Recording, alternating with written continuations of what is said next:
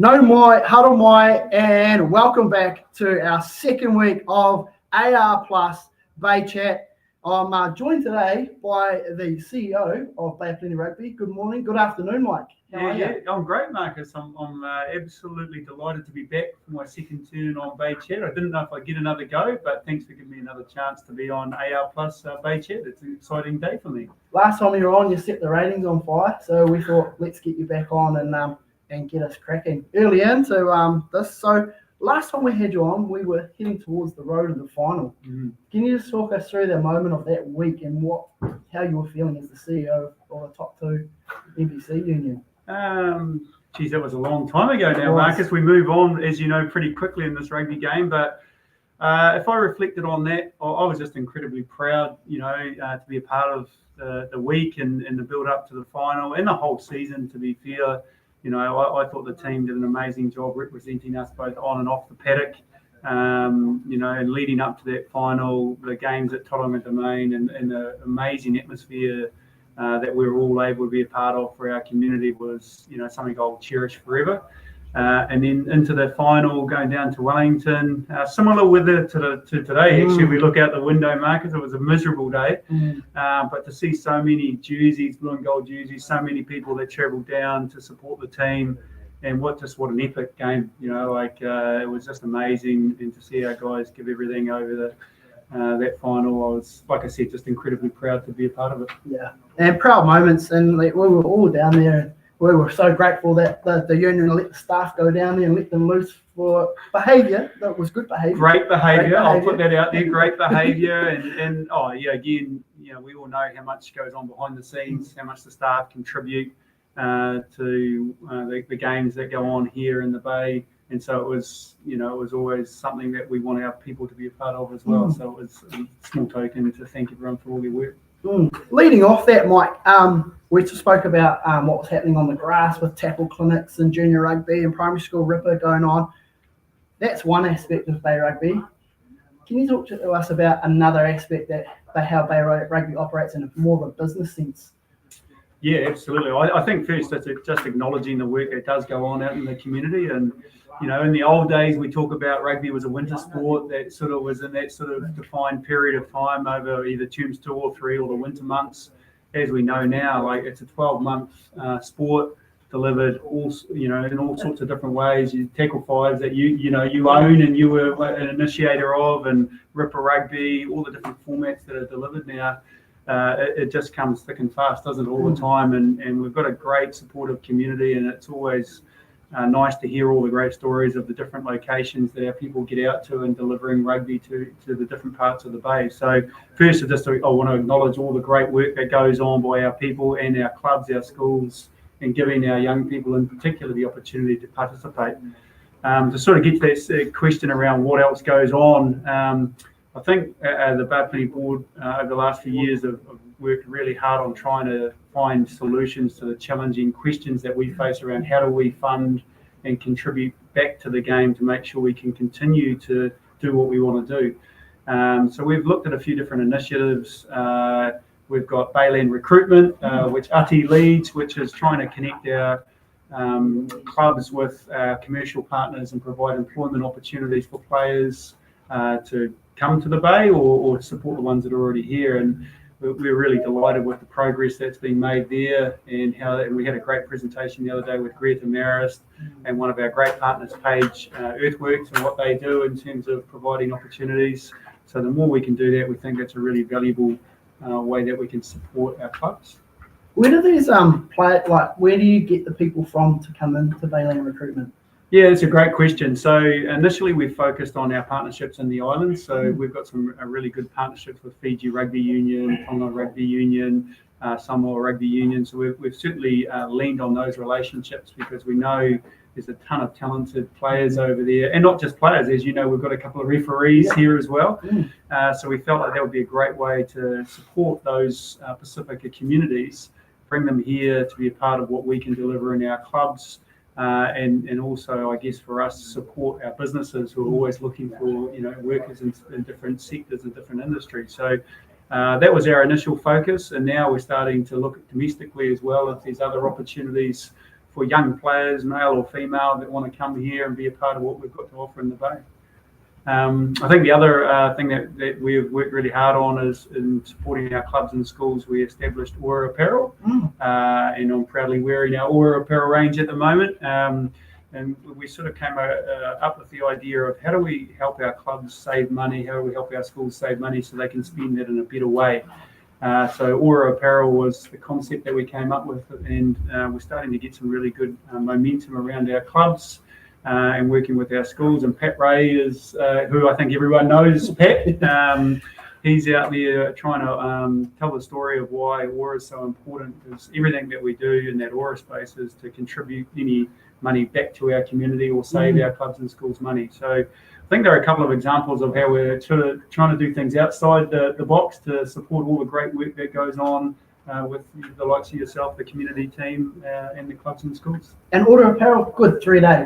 We're proud to wear that clothing day in, day out. Goes through all sorts of weather. They supply all sorts of clothing. And again, we're proud to wear that. 100%. I think, our steamers and volcanics teams wear Aura Apparel range. So I know if it's good enough for our top players to wear it, everyone should be proud to be able to wear it. And it is good product. And so we certainly stand by it, and hopefully we can support our clubs and schools to get a good price point, get good service out of Pat Ray, and also helps us put, I guess, a way that we can contribute back to our community. Nice. And as you said, Mike said, Pat Ray, he's the man to contact there. So Pat at boprugby.co.nz. Get in touch with Pat, and he will give you some further information, price list, everything. Yeah. Hit him up, and I'm sure he'll be enthusiastic to even get on the blower and have a gun with you as well. I'm sure he will. Hey, what else is exciting? We had the AGM the other week. How did that go? Yeah, it's always interesting. It's a great opportunity for us to engage with our stakeholders. We do it slightly different here in the Bay to some other provincial unions, where we really encourage our staff to be a part of it. As you would have seen, a number of our staff actually get the opportunity to present their areas back to our clubs and other stakeholders and tell them what we've been doing over the last 12 months. And generally, I think it's really well received, in terms of good information. It is one of our big opportunities to engage with our clubs. And so we put a lot of effort into it to try and do a really good job. And in comparison to some other provincial unions, it's more focused on, just the financials, which for us, there's much more to tell. And you talked earlier about all the different engagements we do right throughout the region, and where we go to and what we're delivering. So yeah, it's a good way that we can communicate our story through the AGM. There's always things that we can be better at, and we're the first to put our hand up that, we're not perfect. We know that there's things that we want to do better, but it is a challenging environment for rugby, as we all know. Lots going on, and so I think in general, when you look at what we achieved last year, we can be really proud, not just with the Steamers and the professional side of the game, but our community numbers are up last year. We're building a really good foundation financially, so we can deal with anything that comes our way, hopefully. And keep investing in the game and get good people like yourself, Marcus, out there doing good things for our community. Yeah, and we're proud. I mean, I love coming to work and getting out and visiting and being in the office. I'm proud to wear the badge, but I'm not wearing it today. Yeah, what are you wearing today, Marcus? I didn't get the memo on this outfit. So again, it's a little part of the good environment here at Bay Rugby is that we get to go out and do activities as well. So today was a Harry Potter theme, wizards, and we went to a room.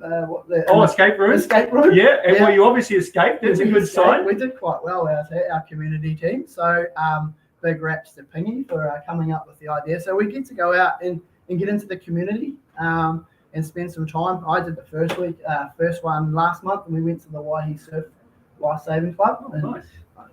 There were some reports of some injury. Yeah. But now that you mention it, you do look a lot like Harry Potter. I don't know if I could pull it off as well as you, but I think you're right. I think we're really lucky to have great people and building a good team. It's no different than what Waddy and Pingy and that do with the Steamers. You've got to build that team culture, right? So having the opportunity to get out there and do different activities, everyone does it in every team environment. And I think it's cool to hear that you guys are building those relationships and collaborating with each other. And but I'm not sure about the fit though. Yeah. We'll go back to the blue polo on Monday morning. Just lastly, before I bring the lads in, Mike, we had a golf day on Monday with some major stakeholders, and of course we were all down there. How did that go? Great, because I wasn't playing, so no windows were broken or anything like that. But no, it was great to be a part of. We're really, really lucky in the Bay. We've got some fantastic commercial partners who support our game. Not just the Steamers, the Volcanics at that end, but they're really committed to supporting our community and really want to, play their part in making the community game stronger. We had a fantastic turnout. I think in the end we had 32 teams. Big group of people, wide range of businesses. We have small businesses, we have large businesses. I thought it was an outstanding day. Like I said, I'm not sure about the golf overall, but the feedback from our commercial partners, they loved it. And I'll just touch on Gallagher Insurance, who are there, and they're a key partner of the day. And just one of the initiatives, and it gives an example of how our commercial partners want to give back to the community. So they've got the club give back scheme, and so we talked about this at our AGM, and again we talked about it at the golf day as well, where clubs, if they've got businesses that support them, if they go and sign up to Gallagher, Gallagher is committed to giving 15% of their fee back to the club to be used by the club. So we think that's a fantastic initiative by Gallagher, working with Plenty Rugby to give back to our clubs and schools where appropriate.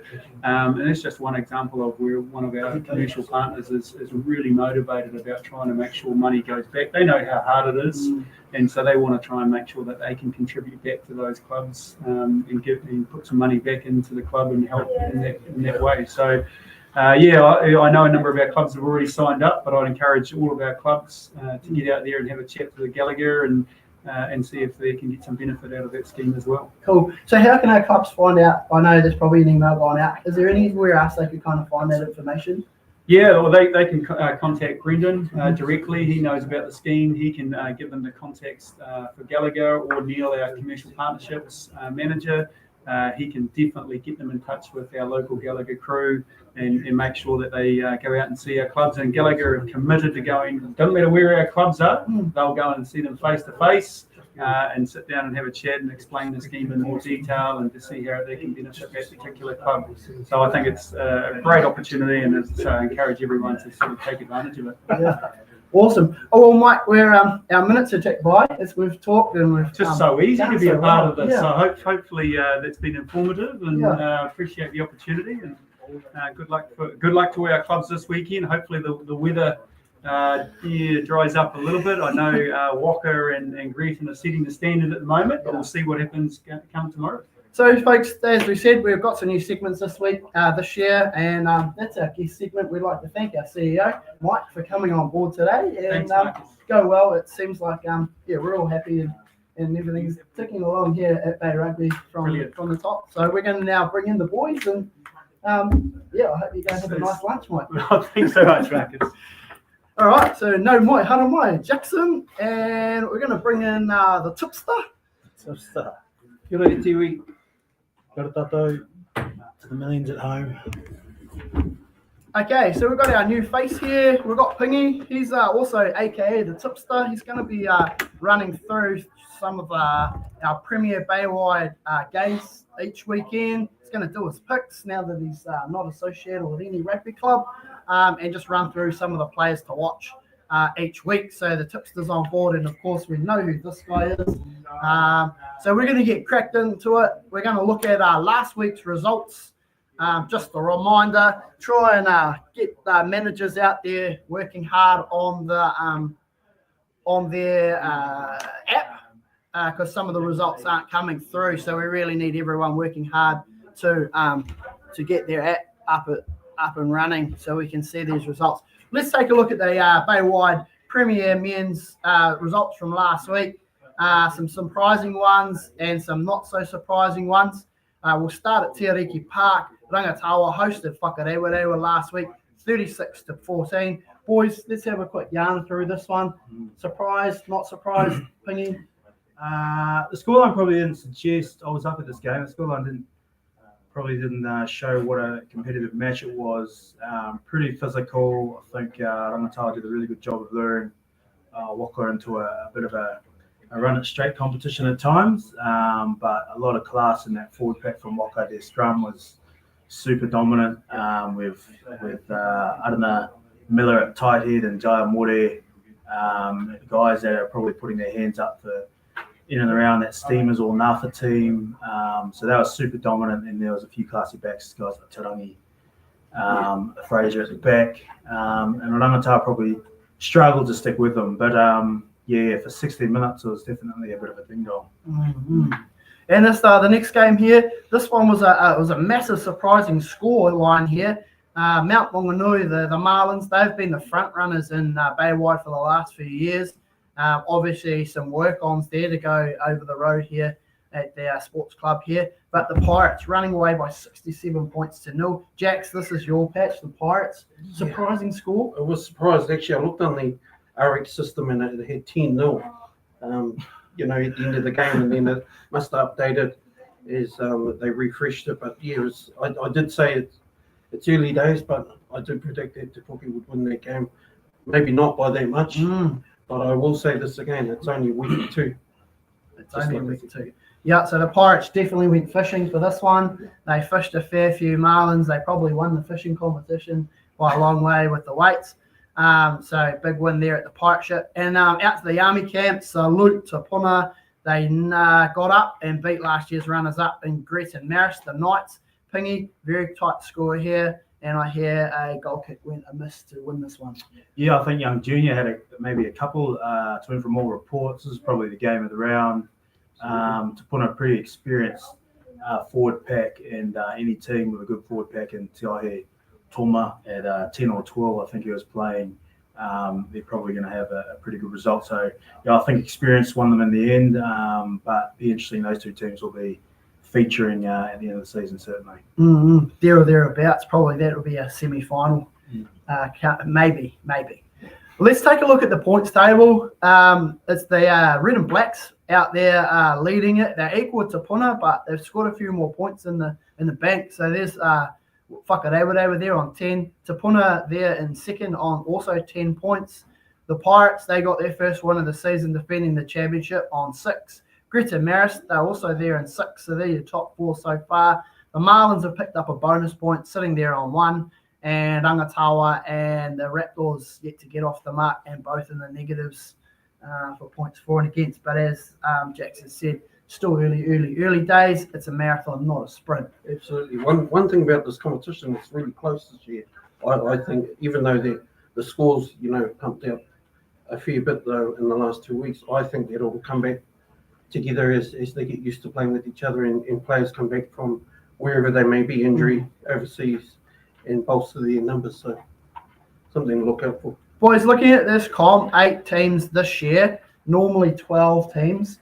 Waka, I'm very new to this compared to you fellas, but from my experiences of keeping an eye on Waka, they're normally an early front runner for that top 4. Am I correct to say? Yeah, I think there's been a few differences this year for the Red and Black. Nanamu Simpkins is back coaching them. Pretty prestigious history with the Waka Club, taken to a few finals in the past. Also, heavy involvement with the Rotorua Boys program out there. And with him coming back, I think it's lured a few of those lads back. Dawson Smith's back from Crusaders Academy. He's playing 10. He also can play 12, so he brings a bit of class. And I see Chauncey, it was as though that 23 that Waka are rolling out are a strong 23 as any team, and potentially in the last couple of years they probably haven't had that depth. They've always had a strong 15, but they've certainly got 23 blade cast players and a very good forward pack.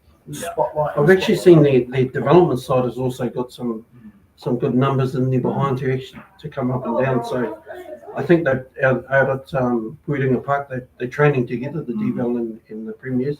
So, and they're looking fit and strong this year. Talking of Devo and Prem sides training together, Pingy, you've been in the club scene very recently. What does that look like when you can have 40 men running together on a Thursday night?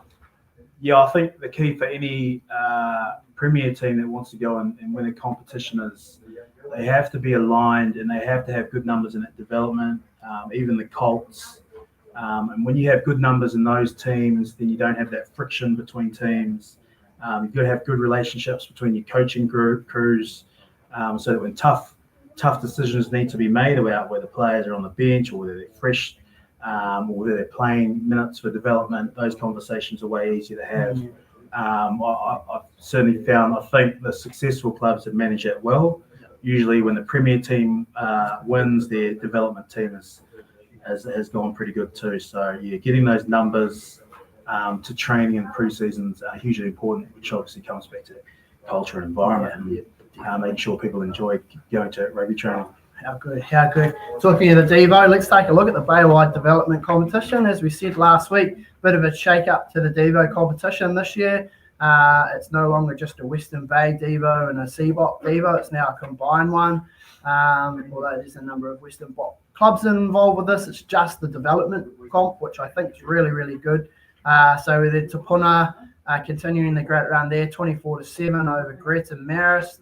Rangatawa going down to Whakarewa at home, 24-39. The Mount, obviously, there's a bit of strength in the development side because they reversed the tables, 46-17 over the Pirates, and of course the Ratball development had the bye there. So there's some surprising results, reversing some Prem results there as well. Looking at the table, well, that doesn't really tell you too much of a story because the same two teams are leading the table. Tupuna and Whakarewa, they were off to a good start. The Mount, well, they're on the scoreboard with 5. The Rattlers are on 5. Tapuki on 2. Rangatawa on 1. And Greta Maris on the W. They haven't yet to get off the mark yet. And with a big neck next to their name in the points for and against. Let's flick through to the next lot of games there. The Western Bay. Now, this is, as we said last week, this is a new competition. Really good for the smaller clubs who, well, we said most of these teams have played Baywide in the last 2 or 3 years. So, but it's also good for these clubs to sort of rebuild and push their way towards the Baywide going forward. Arataki got up over Rangiuru 17-5. As we said last week, 2 teams both have played Baywide in the last couple of years, so that would have been a game of the ages.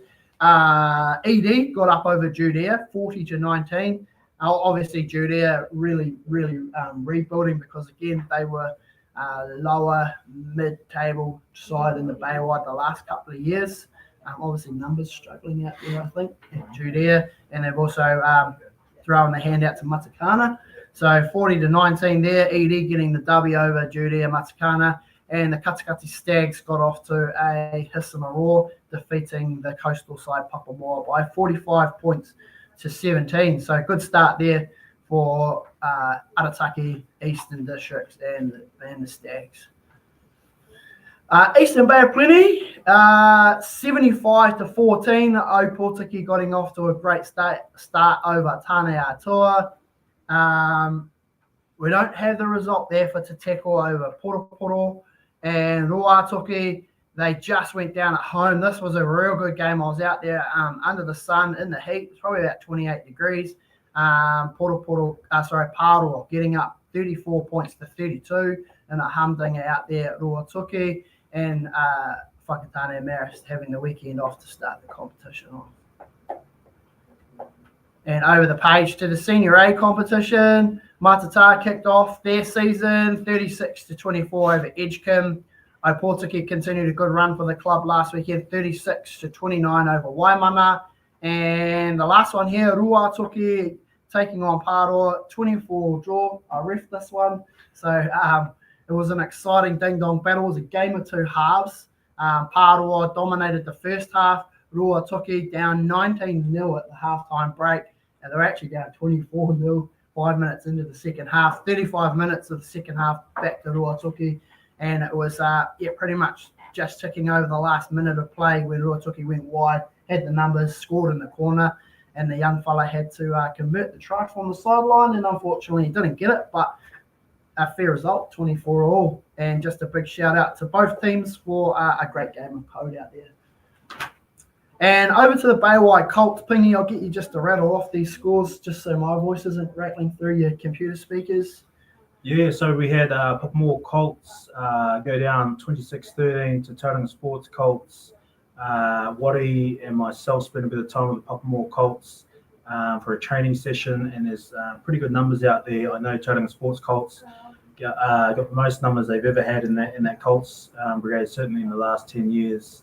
Te Puke, too classy for the Mount Colts, 31-7, which is an interesting result given that Mount Colts was super dominant last year. So potentially some of those Mount Colts are going up into that Premier team, into that development team.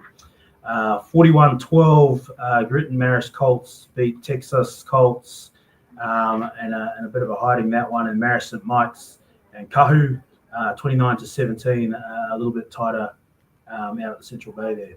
And the Taupo side having the weekend off there to start the Colts off there. We'll flick over to the CBOP. I've got the results here, so I'll pass them over to Jax, and then we'll hear his beautiful voice over the airways. All right, we're going to the CBOP Senior A competition. We've got Murupara versus Rotuiti. Murupara going down 29-36. Then we go over to Eastern Pirates versus Galatea. Oh, that was a big score there. But Eastern Pirates was 84 over Galatea 20. Next in line was Western Waikite Seniors versus Marist. This would have been a good game. The score doesn't reflect it. Waikite going down 24 to Marist St. Michael's 41. And Repuro Seniors versus Kokura. And that score was, Repuro got up on that one, 43, and Kokura 15. And the bye, Nongatahe had the bye for the week. Awesome. All right, so let's move along into the show.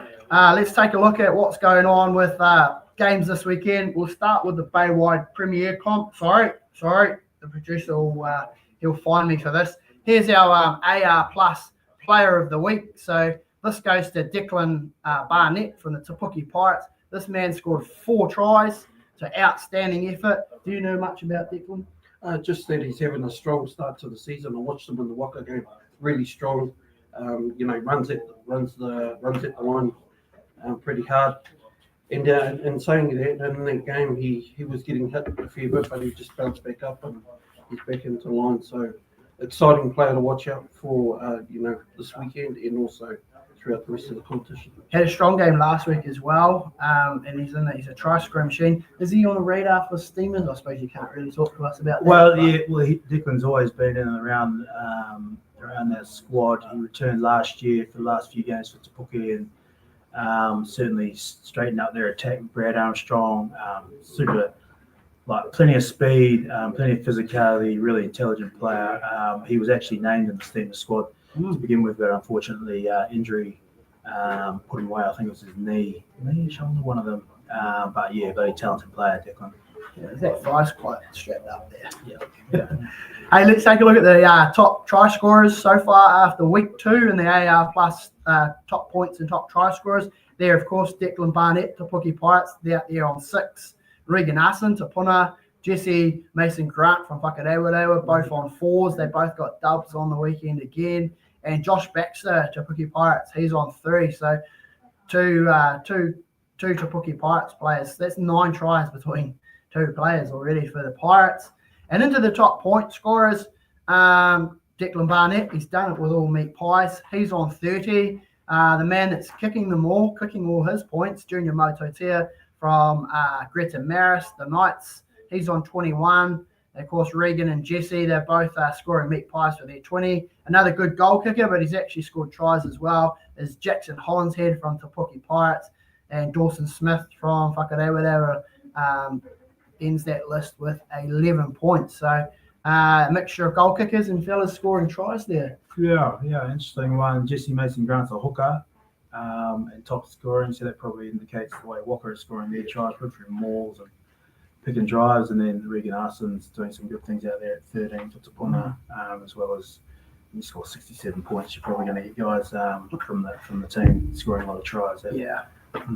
And hooker probably lineouts, just getting in the back line there. out drive, yeah, Poaching those tries as a good hooker should. Hey, let's go. We've brought Pingy in. He's our tipster for the week. We're going to run through this week's draw for the AR Plus Baywide Premier Men's, and he's going to give us thoughts and the players to watch out. Over to you, tipster. Yeah, so we'll start with the Greerton Marist v Te Puke game out at Greerton at 2:45 at the Swamp, or the Knights they're called now, I believe. Yeah, tough one for Greerton, I think. They've got a bit of an injury list that's growing. Rumour has it they're 9 and 10. Flynn and Junior might be out. Yeah, Brendan McEwen's warming up. Hashtag 99 games for Greerton Marist coming up. Te Puke in this sort of weather traditionally have always been strong, but that back line they've got Tane Kare Ranga, Declan Barnett, Brad Armstrong, Fletcher at the back. Plus Grady Forbes in the loose. Matt Wallace, I don't think has been named to play, which was interesting. He's a big out, but they've got some pretty good front rowers in themselves. Greerton, on the other hand, I think Joe Key has been moved to tight head, which isn't his traditional position, and they've got young Josiah Lewis at loose head. So in the wet, I think I'm going to tip the Pirates. Probably get them up front, I think, especially with Caelan and Connor Higgins out at Greerton. And I think those backs that Te Puke will have, when they do get ball, they'll make it count. Nice. And next game up there, this is the change rooms you've spent a fair bit of time in. Tauranga Sports versus Rangatawa. This is obviously a big game for them. They're playing for the Burt Rigger Trophy. Rangatawa historically are the sponsor of Cadets Rugby, so there would be no Tauranga Sports if we're not for Rangatawa. So a big game for both of them. Both teams only played one game. I think Rangatawa had to bye in the first week and Tauranga last week, so they've had probably a little bit of time to reset and have a think where they are in the season. I think it's a tough one here. In the wet, Tauranga have a classy back line, but their forward pack is probably down a few tight forwards. So it's going to be a sharply contested one. If Leighton Hicker plays for Rangatawa, it might tip them that way in terms of the forwards. I might take Tauranga, though, maybe 7 and under. 7 and under just to beat Tauranga Domain. And is it quite greasy this time of the year on Tauranga Domain? Well, it hasn't been played on, and I believe it might not even be on the Domain. It might be on Field 2, which is even worse. So it is a bit of a leveller, and I don't think the field's as big. So maybe those bats from Tauranga will be limited. Yeah. But Rangatawa certainly have a history of upsetting the Raptors, so it'll be a good game, I think. Nice. And on to the next one, the Marlins back at home, and believes it's on their new field at Sir Gordon Titchen's. Yeah. So they'll be out. Obviously, losing 67-0 will hurt, and I know Rubes is he'll be working overtime to make sure that reverses. I think last week they started with 3 halfbacks in the back line. They had 6 playing centre, so that's never going to help with the cohesion. But you can only play the cards you dealt. I'm not sure how their depth was. I'd probably back Walker, especially in this weather, and some of the forwards that I saw. Their front row I've already spoken about, really experienced, dominant scrum. Their captain, Axel Honick, brains of the operation at lock. Tiaki Naramu is another athlete at lock. Brooke Mitchell is back for them, so that's a hell of a forward pack, probably as good as any forward pack. I think I like Walker for this game. But I'm expecting, obviously, a stiffer response from Mount. They won't lie down. No, and especially on their new home turf as well. It looks good over there at Gordon Titchen's. And, of course, Te Puna, they have the bye. See, they've been having a bit of fun in their training week, a bit of tug-of-war and so on. So, but they can afford to do that at the moment. They're the front runners in this competition. It's probably the weekend they don't want to have a bye. This is the weather that suits Te Puna to a T, their forward pack. So... but they'll enjoy a bit of recovery all the same. Right, let's take a look over the page. Games coming up in the Baywide Development Men's there. Tauranga Sports, again, of course, mirroring what the Premiers are doing. They're taking on Rangatawa at 1 o'clock. What's that like in the Devo clashes? Yeah, it's the same thing. It's always, I can't recall the tonga that they play for. It's different. Escapes me right now, but yeah, obviously again a traditional match that Tauranga Sports certainly get up for, and Rangatawa they don't mind tipping up Tauranga Sports, so it's always a tough one, that development game. That's 1 o'clock total in Domain, probably down on one of those backfields, maybe 2 or 3, depending on what's available. Greta Maris, the Knights, they're back in the swamp, and it will be a swamp looking out the window at this weather. And they're taking on Te Puke. I'm getting someone telling me it's actually the Castle. So we'll agree with the guy that's yelling that out at the Castle. 1 o'clock, Gresson Park. You're a Pirates man who would have played in many of these battles. What are these games like? Are there any tonga up for grabs in these ones? I'm not sure if there's a tonga up for grabs, but these games are, just like a Premier game. These are just as hard and contested, right, from the start to the finish. So it'll be a battle down there. I'm looking forward to. I actually might pop down there and see the later end of that game, but definitely going to be there for the second game. Nice. So that's 1 o'clock at the Castle. Grenham Park. Mount Maunganui taking on Whakarewarewa. That's 1 o'clock again over here at Blake Park, potentially on the new turf over here. Sorry, it's grass. I keep saying turf, but it's a new grass turf over here. And of course, Te Puna have the bye. Flicking over the page here, Pingy will get you to rattle off a few of these games. Whakatane Marist coming off the bye. They'll have Tani Atua in Tani Atua at Robshaw Park there at 2 o'clock. Tiko take on Paro at Lawson Park in Paro, and Poro will welcome Portuki, and that'll be a bit of a ding dong too with Uratoki happy with the early bye. Also send you over to the EBOP and rattle through some senior matches there, Jax. Right in the Eastern Bay Plenty Senior A competition, we've got Portuguese Senior A taking on Purupuru at Purupuru Park at 1 o'clock. Te Tiko Lawson Park, welcome Paro welcome Te Tiko to Lawson Park at 1 o'clock there. We also have Waimana Senior A versus Matata. It's Waimana Sports Club. Beautiful place to be. Is it? Down there. It's very, very rural, and they're all passionate down there. However, the food and stuff like that, and the manaki afterwards is always a winner. I might have to get a whistle down there, mate. We'll get you there, don't worry. Down there. And then we're Edgecombe hosting Ruatoki Senior development at 2 o'clock at Edgecombe Domain. Nice. All right, let's flip the page. Let's have a look at Central Bay. Eastern Pirates, they're taking on Kaukura. That's at Neil Hunt Park, 2:45. Marison Mikes back at the Vatican, taking on Galatea. It's at 2:45. Normal Taha back fresh off the bye. They're 2:45 at Normal Taha Domain, taking on Murupara. And Riparoa back out at Riparoa Park, taking on Waikiti. And that is the CBOP senior draw for this weekend. And then, of course, the Baywide Colts. Pingy, take it away.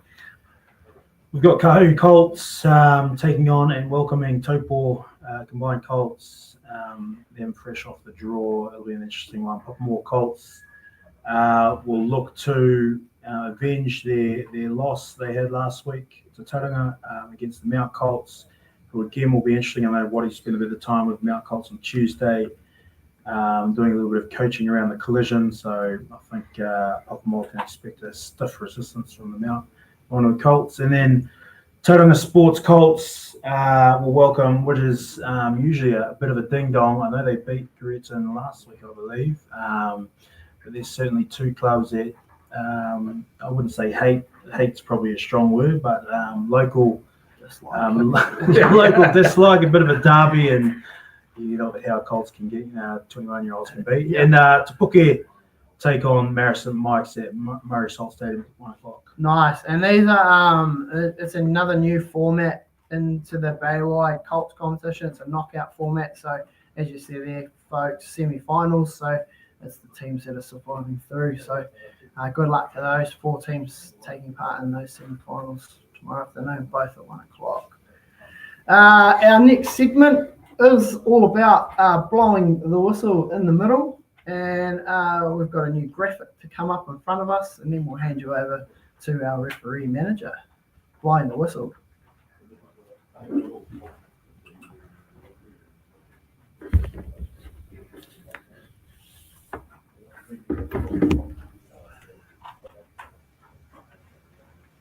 All right, Jax, what's been happening in the referee circle for the last 7 days? Kia ora, Kiwi. We've got a few people that we want to acknowledge this week in terms of some, in terms of some goals that they've made and accolades. We've just had Tiana Ngawati Anderson return from Hong Kong, who was over there at the HSBC second tournament there. She was over there officiating. So Tiana, well done. When you go away on these big tours overseas, you represent our club, and we thank you for everything that you do for us. Also, we want to acknowledge Rolly Bolton, who flies out to Singapore today, and he's heading off to the World Masters Games. Ooh. And he's, although we got all these professional athletes that are, reffing at the top level, we also have at the other end we have masters that go out and do their thing. So, Rolly, go well, travel safe. You want to get away from this weather anyway. And hopefully everyone's thinking it'll definitely be hot over there. It will be. Yeah. Stinking hot. Also, we want to acknowledge Andy Morton, who's an assistant referee in this week's Super Opiki game, Matatu versus the Chiefs, down in Otautahi, Christchurch. Also, Estelle, who was TMO for that game as well. So, congratulations to both of you on your appointments, and go well. Also want to acknowledge the referees that are refereeing in this week's Premier AR Plus Premier division. Sam Fellows has got the game between Mount and Waka. He'll be supported by Richard Cameron and Nick McEwen. Down at the Castle, I just heard, G-Town Knights versus Te Poke. We've got Ryan Waite, very good referee. James Tubu, our man that's come over from Fiji for a couple of years, and Alex King. Alex is a new referee to the group. He's actually a pilot for Air New Zealand. So very looks like a referee. That's a good thing. He looks like a referee, and I'm sure that I can see that he's going to progress through the ranks pretty fast. Does he wear his pilot's cap? No. And lastly, the last game there, Tauranga Raptors versus Rangatawa. We got Mr. Consistent Pete Morgan. 120k man. Yes, exactly right. And he's supported by Elias Owen and Darren Morrissey.